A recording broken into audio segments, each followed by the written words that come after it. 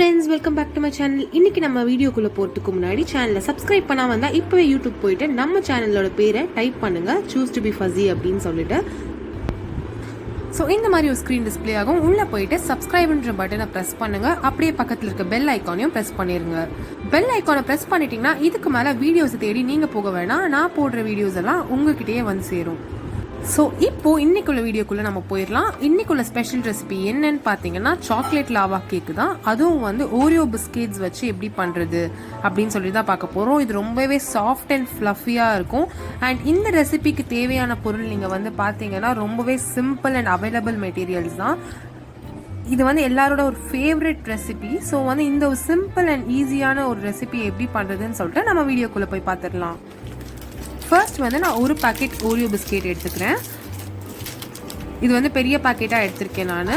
So இந்த ஒரு packet Oreo பிஸ்கெட்ஸில் இருக்க பிஸ்கெட்ஸ் எல்லாமே வந்து க்ரீம் தனியாக, பிஸ்கெட்ஸ் தனியாக செப்பரேட் பண்ணிடுவோம். ஸோ அந்த பிஸ்கெட்ஸ் ரிமூவ் பண்ணுற க்ரீம் எல்லாம் தனியாக ஒரு பவுலில் கலெக்ட் பண்ணி வச்சுக்க போகிறேன். அண்ட் பிஸ்கெட்ஸ் எல்லாம் நல்லா ஃபைன் பவுடராக அரைக்கிறதுக்காக ஒரு மிக்சியில் ஆட் பண்ணிக்க போகிறேன். ஸோ இதே மாதிரி எல்லா பிஸ்கெட்ஸையும் பண்ணிடுவோம். இப்போது நான் ரெண்டுத்தையும் கலெக்ட் பண்ணிட்டேன் தனித்தனியாக. இப்போது வந்து ஓரியோ பிஸ்கெட்ஸை வந்து நல்லா ஃபைன் பவுடராக பிளெண்ட் பண்ணிப்போம். பாருங்கள், ஒரு 30 செகண்ட்ஸ்க்கு பிளெண்ட் பண்ணாலே போதுமாக இருக்கும். நல்லா ஃபைன் பவுடர் ஆயிரும்.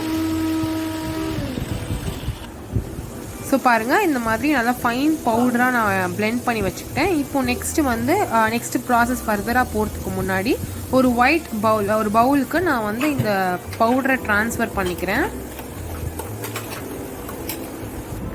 ஸோ இப்போது ட்ரான்ஸ்ஃபர் பண்ண பவுலில் இந்த மில்க் ஆட் பண்ணுவோம். மில்க் வந்து நான் நல்லா பாயில் பண்ணி ஆற வச்ச மில்க் ஆட் பண்ண போகிறேன். இன்றைக்கி வந்து எனக்கு 3/4 கப் அளவுக்கு மில்க் தேவைப்பட்டுச்சு இந்த கேக் பேட்டர் ரெடி பண்ணுறதுக்கு. ஸோ இந்த மாதிரி நல்லா ஒரு ஸ்மூத் அண்ட் லம்ப் ஃப்ரீ பேட்டராக ரெடி பண்ணிடுங்க.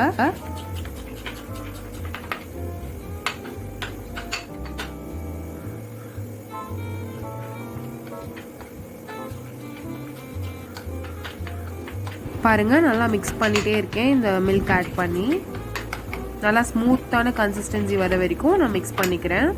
ஸோ மிக்ஸ் பண்ண பிறகு உங்ககிட்ட சாக்லேட் சிரப் இருந்துச்சு அப்படின்னா நீங்கள் சாக்லேட் சிரப் ஆட் பண்ணிக்கலாம். ஸோ எக்ஸ்ட்ரா டேஸ்டியாக இருக்கும். இது ஹைலி ஆப்ஷனல் தான்.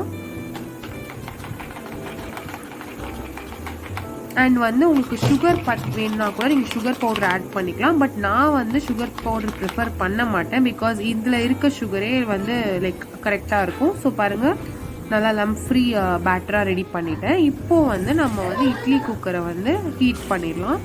ஸோ ப்ரீ ஹீட் பண்ணுறதுக்கு நான் 2 கிளாஸ் தண்ணி ஊற்றி 5 மினிட்ஸ்க்கு ஹை ஃப்ளேமில் வந்து ப்ரீ ஹீட் பண்ண போகிறேன். ஸோ இது ப்ரீ ஹீட் ஆகட்டும், நல்லா ஹீட் ஆகட்டும். அதுக்குள்ளால நம்ம வந்து இதை வந்து செட் பண்ணிடலாம். பிளேட்டில் வந்து கேக்கை செட் பண்ணிடலாம். ஸோ அதுக்கு முன்னாடி நம்ம கலெக்ட் பண்ணி வச்சுருந்த க்ரீமை நல்லா ஸ்மூத்தாக இந்த மாதிரி மசிச்சுக்க போகிறோம். பாருங்கள், நல்லா பேஸ்ட்டாக நான் வந்து இதை ஸ்மாஷ் பண்ணிக்கிறேன். பண்ணிவிட்டு 1 டேபிள் ஸ்பூன் அளவுக்கு பாலை ஆட் பண்ணிக்கிறேன். ஆட் பண்ணிவிட்டு நல்லா க்ரீமியான டெக்ஸ்சர் வர வரைக்கும் இதை மிக்ஸ் பண்ணுங்கள். பாருங்கள், இந்த மாதிரி ஒரு லிக்விடியாக லைட்டாக க்ரீமியான டெக்ஸ்சருக்கு மிக்ஸ் பண்ணிக்கிட்டேன். இப்போது இந்த கேக் பேட்டரோட 1 டேபிள் ஸ்பூன் அளவுக்கு வினிகர் ஆட் பண்ணி மிக்ஸ் பண்ணுங்கள். வினிகர் இல்லை அப்படின்னா 1 pinch of baking soda and 1 pinch of baking powder add பண்ணி மிக்ஸ் பண்ணிக்கோங்க. ஸோ இப்போது இட்லி பிளேட்டில் ஆயில் க்ரீஸ் பண்ணிக்கோங்க. லைட்டாக க்ரீஸ் பண்ண பிளேட்டில் இந்த மாதிரி ஒரு டேபிள் ஸ்பூன் அளவுக்கு இந்த பேட்டரை ஊற்றிக்கோங்க.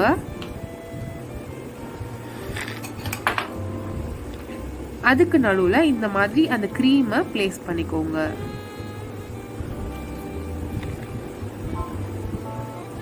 இப்போது இதில் நம்ம வந்து சாக்லேட் சிரப் கொஞ்சம் ஆட் பண்ண போகிறோம். மறுபடியும் இதில் உங்களுக்கு சாக்லேட் சிரப் இல்லை அப்படின்னா நீங்கள் டைரி மில்கை வந்து மெல்ட் பண்ணி கூட இதில் போட்டுக்கலாம்.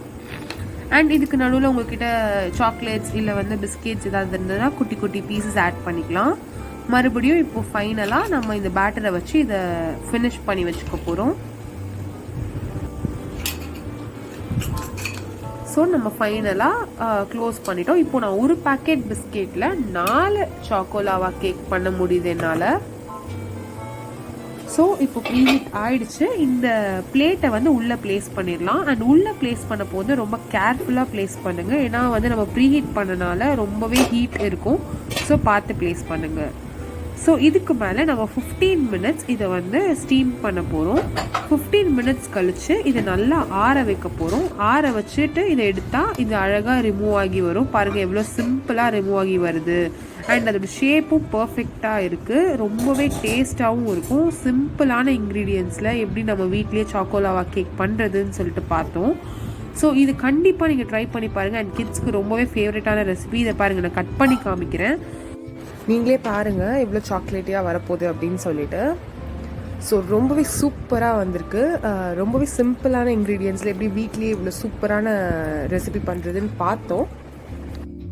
இந்த ரெசிபியை எந்த அளவுக்கு நீங்கள் என்ஜாய் பண்ணீங்க அப்படின்னு சொல்லிட்டு கீழே கமெண்ட் பாக்ஸில் ஷேர் பண்ணுங்கள். அண்ட் இன்னும் நிறைய எக்ஸைட்டிங் ரெசிபிஸ்க்கு இப்போவே நம்ம சேனலை சப்ஸ்கிரைப் பண்ணுங்கள்.